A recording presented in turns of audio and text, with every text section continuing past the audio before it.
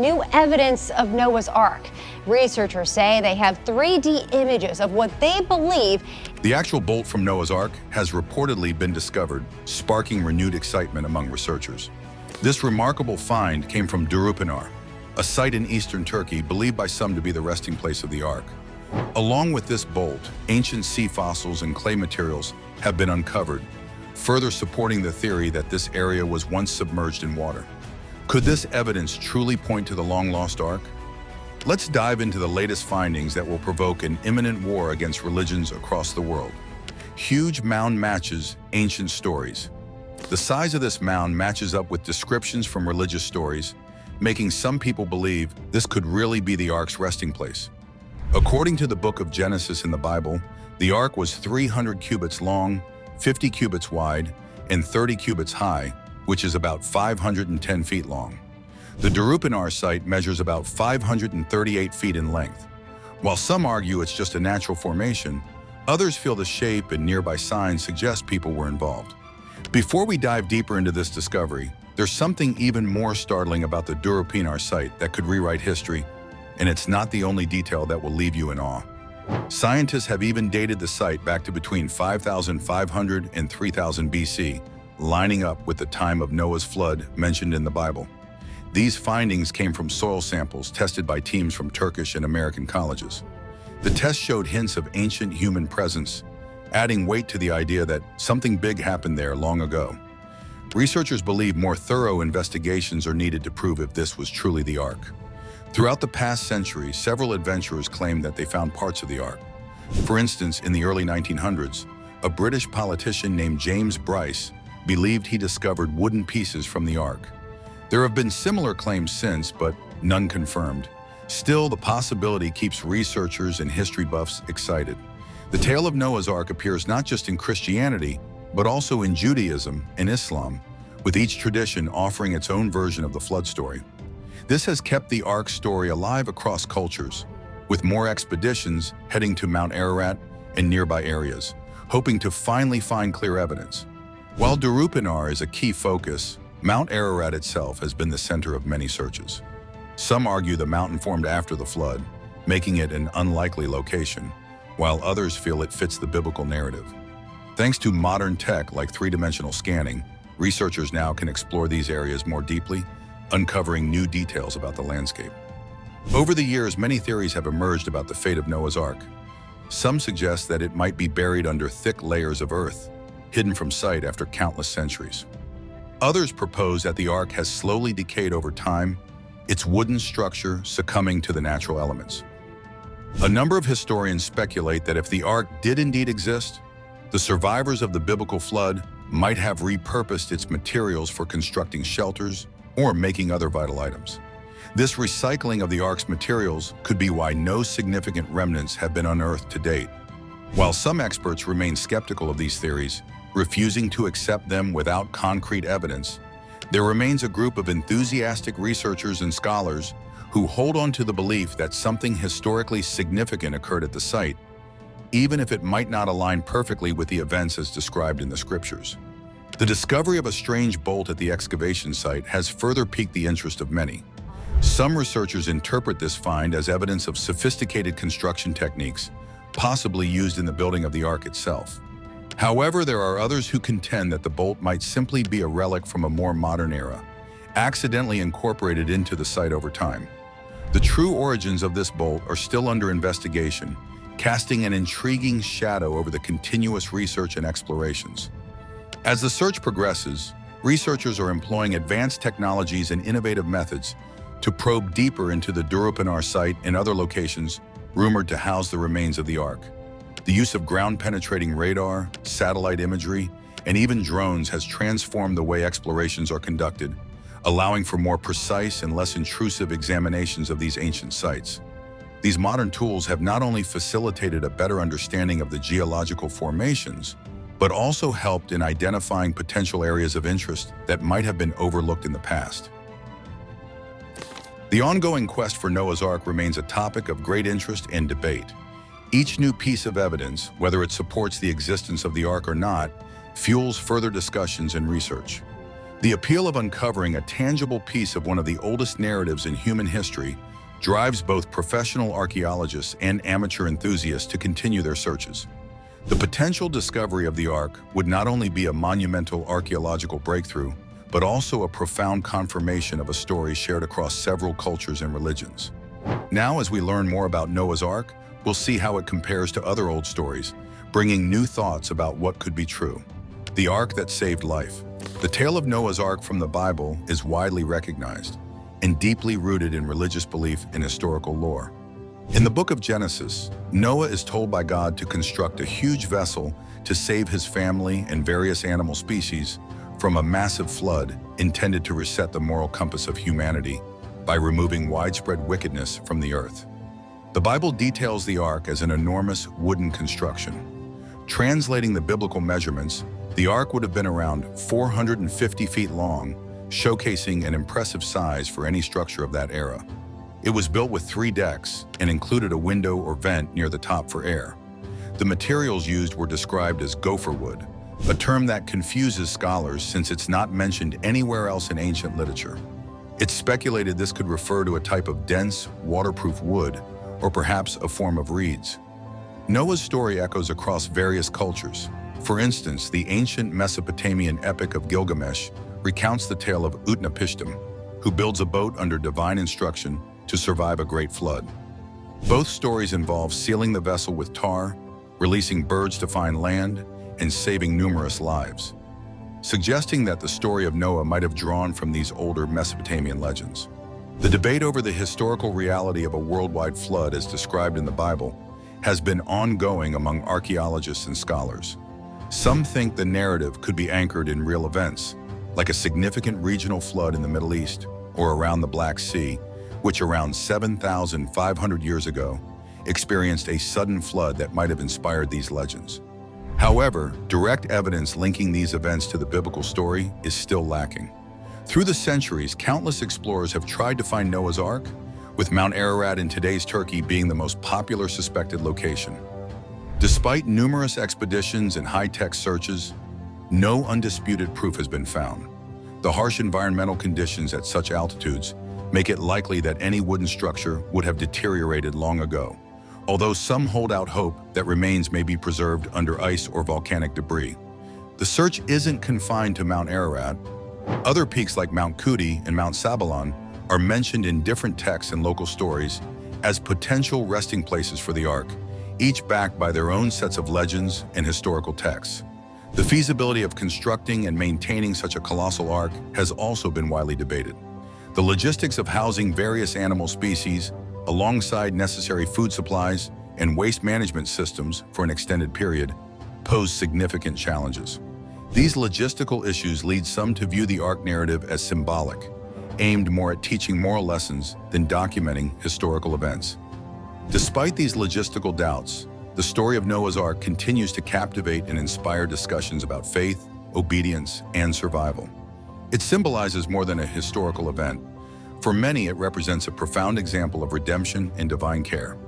Additionally, modern interpretations have likened the Ark to a primitive form of biobank or gene vault, preserving life through a cataclysmic event, drawing parallels with contemporary conservation efforts and discussions about humanity's role in preserving life.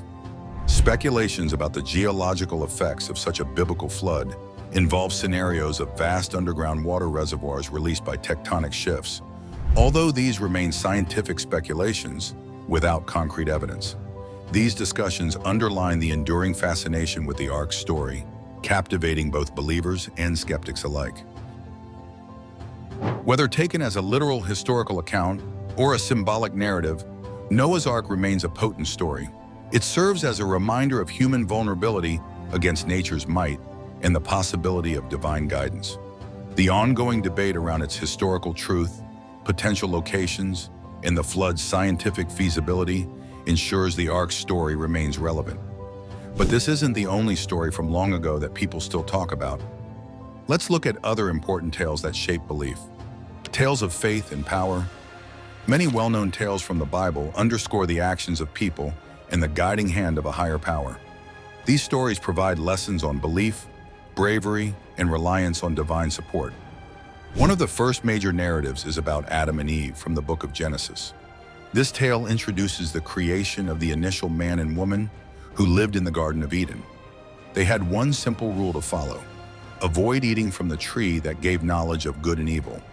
Despite this, Eve was persuaded by a serpent to eat the fruit, and she then shared it with Adam, leading to significant consequences for humanity. Their choice resulted in being expelled from paradise, exploring themes like temptation and the loss of purity. Another prominent tale is the Exodus, which depicts Moses leading the Israelites from captivity in Egypt to freedom.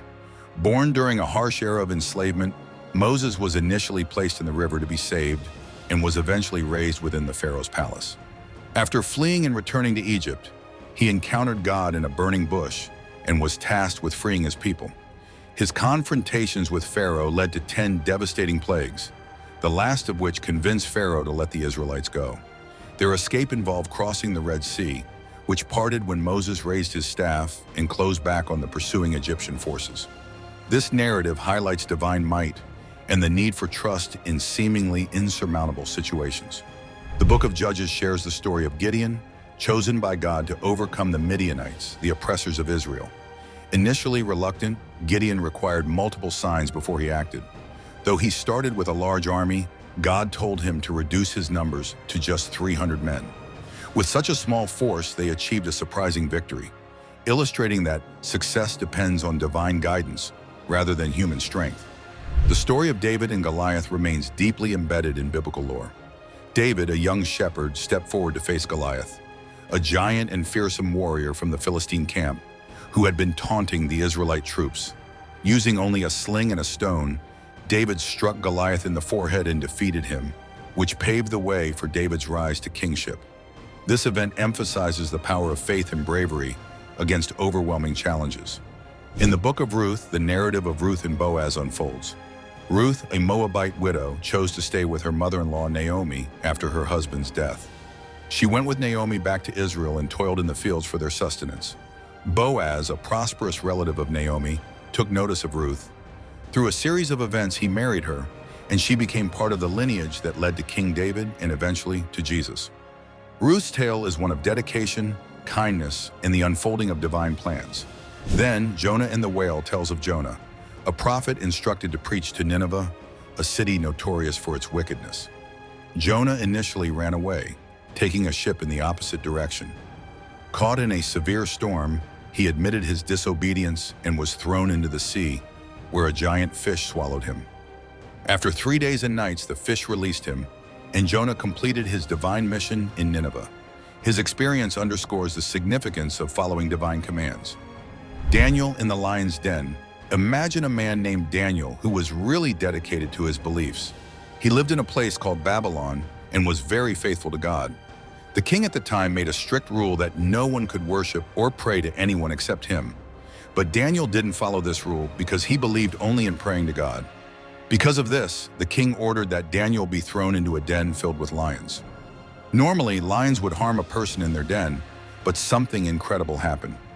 God stepped in and kept the lions calm, so Daniel was safe and unharmed throughout the night. The king was amazed to see Daniel alive the next morning, realizing Daniel's faith was powerful, showing everyone around that having trust and faith could lead to miraculous protection.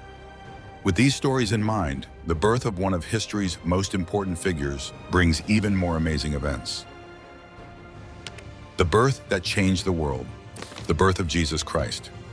This story is about the origins of Jesus Christ and begins with his mother Mary. One day, an angel visited her and told her she would have a son, and he would be the Son of God. Mary was engaged to a man named Joseph, who was unsure about this at first. However, he too received a message from above, reassuring him. When Jesus was born, it wasn't in a fancy hospital or even at home. He was born in a very simple setting, a stable in Bethlehem. Despite these humble beginnings, Jesus' birth is celebrated worldwide as Christmas, marking the arrival of someone very special who would grow up to be a leader and a savior for many people.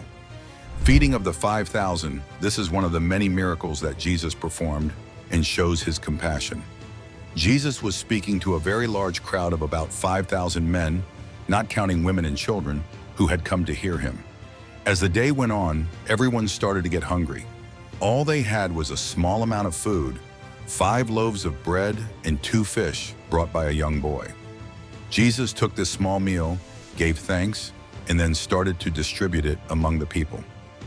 Miraculously, the food multiplied as it was passed around, enough to feed everyone there and still have leftovers. This event is often referred to show how Jesus cared for people's needs and had the power to provide more than what was humanly possible.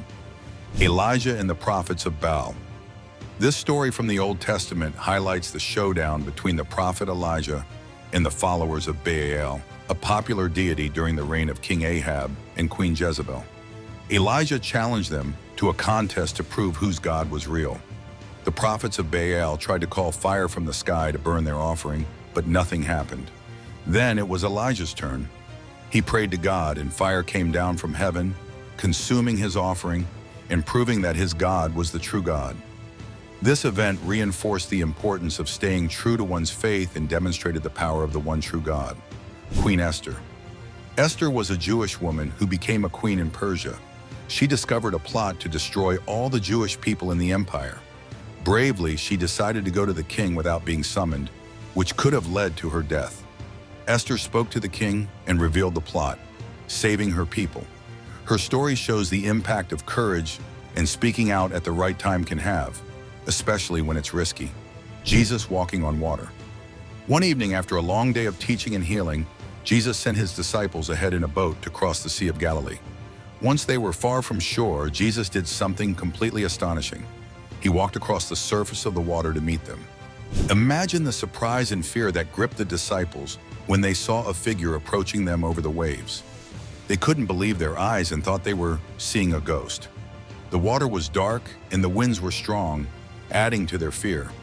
But Jesus called out to them, calming their fears by saying it was him and there was no reason to be scared. Among the disciples was Peter, known for his quick responses and bold actions. He called out to Jesus, asking if he too could try walking on the water. Jesus simply said, "Come." Driven by a mix of faith and curiosity, Peter stepped out of the boat and onto the choppy sea. For a few moments, Peter was actually walking on water, a miraculous feat fueled by his trust in Jesus. However, as he noticed the strong wind and the waves, his courage faltered and fear took over.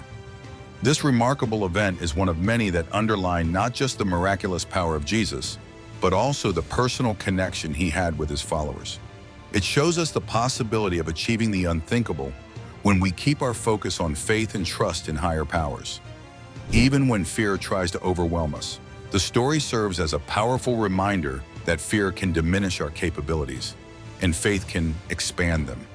It also illustrates the gentle yet firm way Jesus taught his lessons of trust, courage, and the presence of divine support in our lives.